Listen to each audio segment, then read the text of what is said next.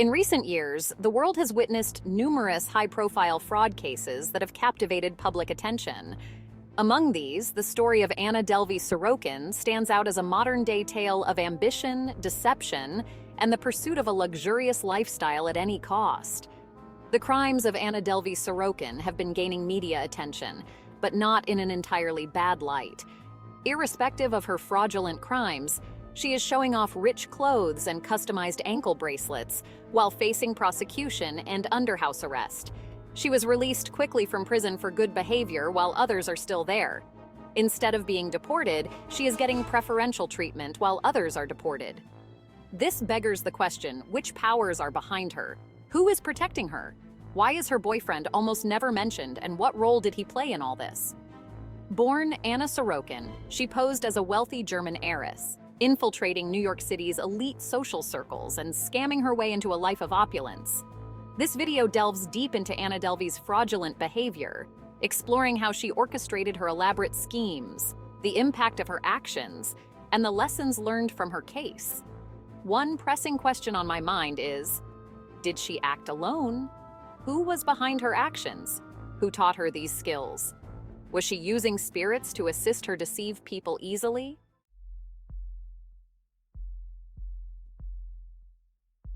Early life and background, origins and education.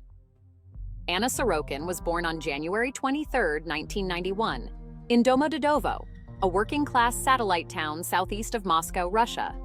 In 2007, at the age of 16, she moved with her family to Eschweiler, near Cologne, Germany.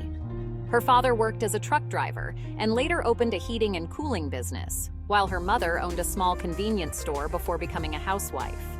After finishing high school in 2011, Sorokin briefly attended Central St. Martin's, an art school in London, but dropped out and returned to Germany. She then moved to Paris to intern at the French fashion magazine Purple. This experience immersed her in the fashion and art world, providing her with connections and an understanding of high society. It was during this period that she adopted the name Anna Delvey, a moniker she would continue to use in her deceptive exploits.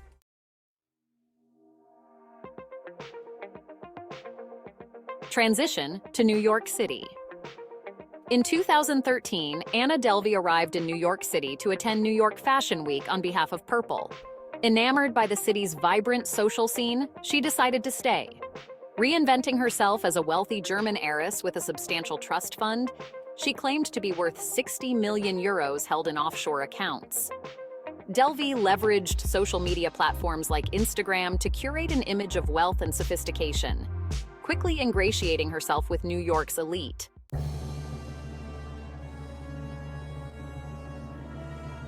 The rise to prominence, building an image of wealth. Anna Delvey's strategy hinged on creating an illusion of immense wealth and high social standing. She dressed in designer clothing, frequented upscale restaurants, and stayed in luxury hotels. Her charisma and confidence made her a sought-after guest, allowing her to gain access to exclusive events and establishments without immediate payment. Networking and social climbing. Delvey was adept at networking, often attending art shows, charity galas, and fashion events. She utilized her connections from Paris and cultivated new relationships in New York. By associating with influential individuals, she bolstered her fabricated persona and expanded her circle of potential targets for her schemes.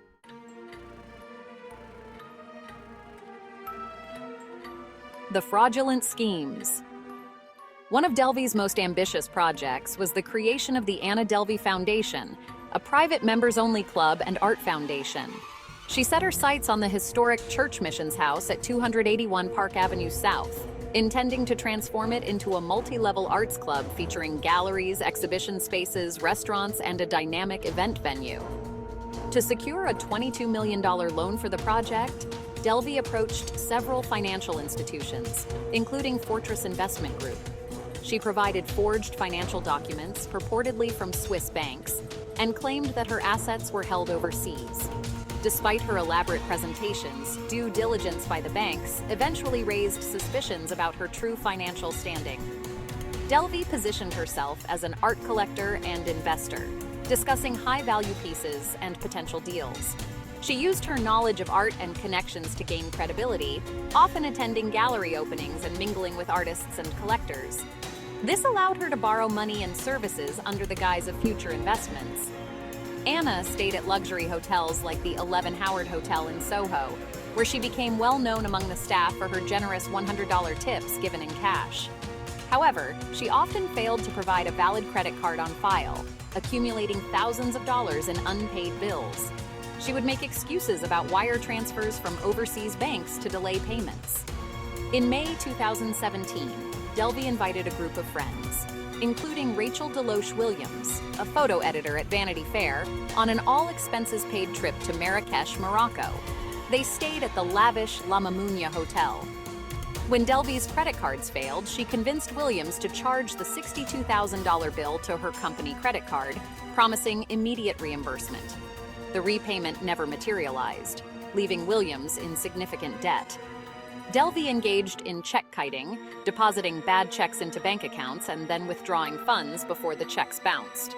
She managed to obtain approximately $70,000 through this method, exploiting the delay in bank processing times.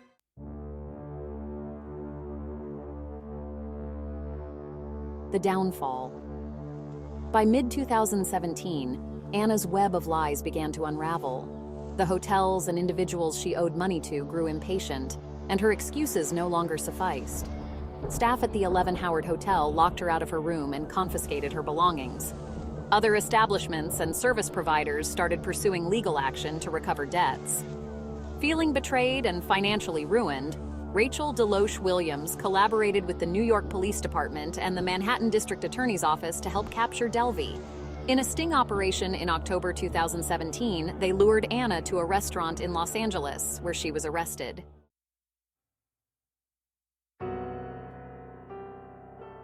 The trial and conviction. During the trial, prosecutors presented evidence of Delvey's fraudulent activities, detailing how she manipulated banks, hotels, and friends. Testimonies from her victims highlighted her persuasive skills and the extent of their financial losses. The prosecution argued that she was a con artist who deliberately deceived people for personal gain. In April 2019, Anna Sorokin was convicted of 8 charges, including second-degree grand larceny, third-degree grand larceny, and theft of services. She was acquitted of 2 charges: attempted grand larceny in the first degree, related to the $22 million loan attempt, and larceny in the second degree, related to the $62,000 charge involving Rachel Williams. On May 9, 2019, Sorokin was sentenced to 4 to 12 years in state prison, fined $24,000, and ordered to pay restitution of approximately $199,000. Judge Diane Kiesel remarked on her stunningly dishonest behavior and the harm inflicted on her victims.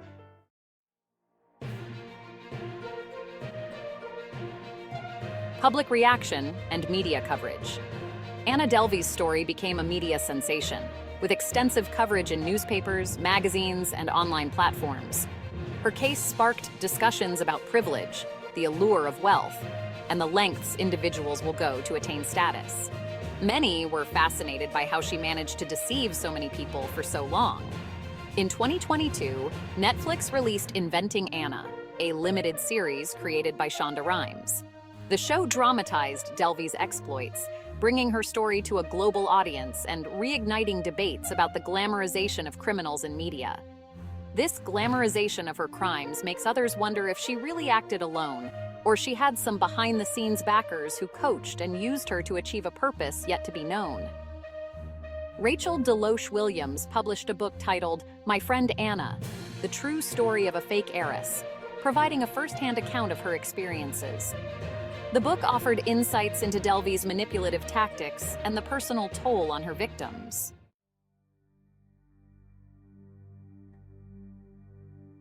The aftermath and continuing impact. Anna Sorokin was released from prison in February 2021 on parole for good behavior. However, she was taken into custody by U.S. Immigration and Customs Enforcement, or ICE, for overstaying her visa. She faced possible deportation to Germany, with her legal team filing appeals to prevent this. As of October 2022, Sorokin was released from ICE detention and placed under house arrest in New York City while she appeals her deportation. She is required to wear an ankle monitor and is restricted from using social media platforms. Despite these restrictions, she has engaged in interviews and expressed plans to start her own podcast and pursue art projects. Anna continues to be a figure of public interest. She has expressed intentions to reinvent herself and has participated in interviews, discussing her experiences and perspectives on her actions. Her story raises questions about the possibility of redemption and the public's fascination with anti-heroes.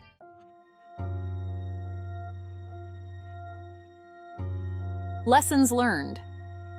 Delvey's case serves as a cautionary tale about the deceptive nature of appearances. It underscores the importance of verifying credentials and financial claims, especially in environments where wealth is often equated with credibility. Her ability to exploit banks, hotels, and individuals exposes significant vulnerabilities within social and financial systems. It highlights the need for due diligence and more robust verification processes to prevent similar frauds. Anna's story prompts reflection on societal values, particularly the obsession with wealth and status. It questions how someone could deceive so many simply by projecting an image of affluence, suggesting a cultural tendency to overlook red flags when confronted with the allure of high social standing. Or she was using spirits to help her deceive people.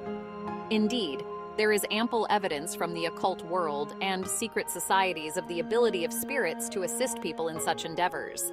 The extensive media coverage and dramatizations of her story raise ethical questions about the glamorization of criminal behavior. It invites discussion on the responsibility of media producers and consumers in shaping narratives around such figures. Delvey's case also sheds light on the challenges within the legal system in prosecuting white-collar crimes. It emphasizes the importance of intent in fraud cases and the difficulties in proving such intent beyond a reasonable doubt.